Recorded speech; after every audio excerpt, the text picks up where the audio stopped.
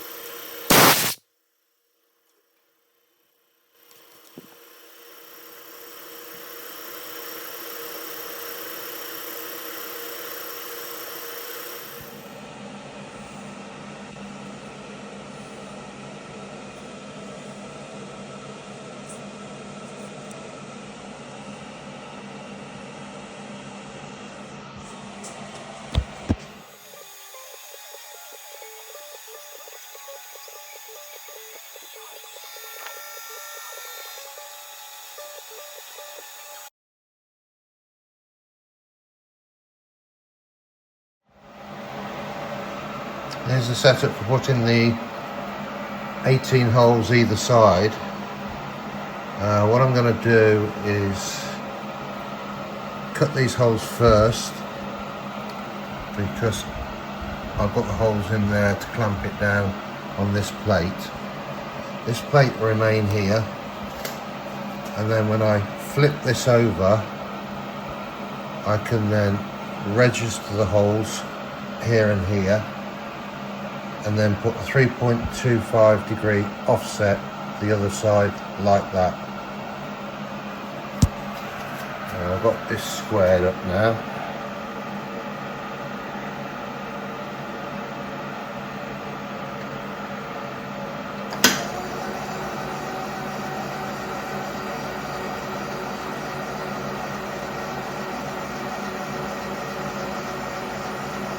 or I will have.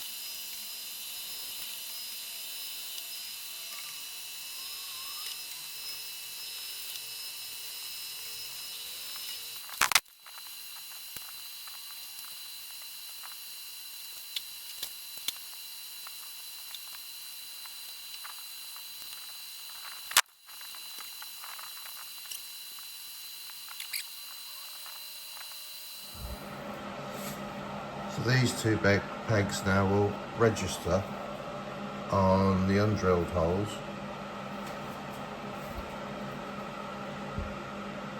which are there and there.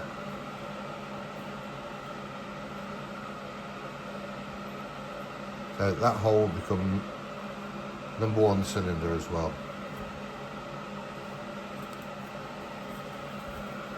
Just get this in.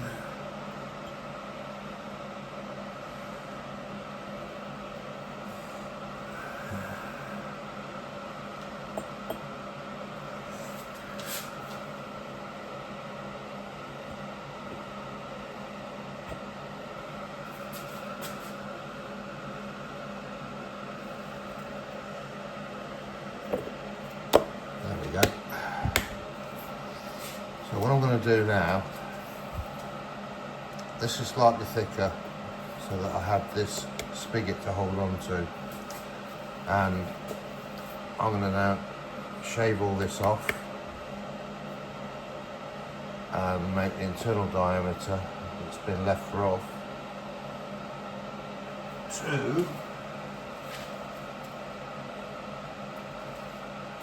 4.725.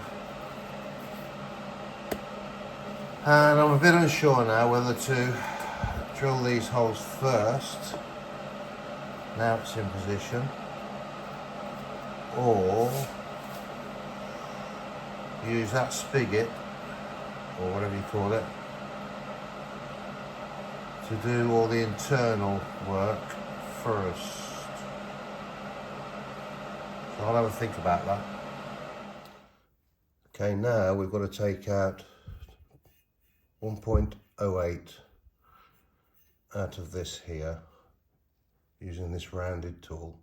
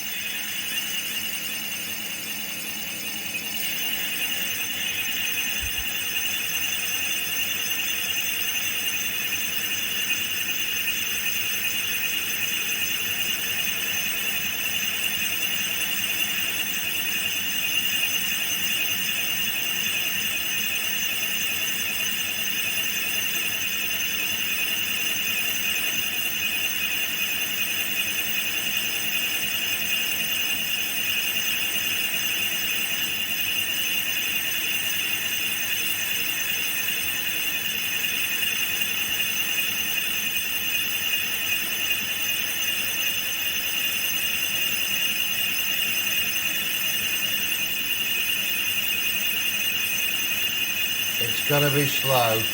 I'll bring you back when I'm near it. So now this has all been mounted up, and this is going to be the rear face, and they call out for the starting hole of the 18 holes to be 3.25 degrees this way on the centre point of the front face. So now 18 holes are going to be drilled around here and tapped. I won't bother showing you all that. And then the final operation is I've got to get this chamfer on here, and I've got a cunning plan for that. So I'll come back to you when I've got that set up to do this final operation here, and I'll tap these holes as well once it's back. Well, you'll see what I'm doing with it anyway. So here's the setup. I've got it on the dividing head, kicked over at 12.5 degrees for the front face.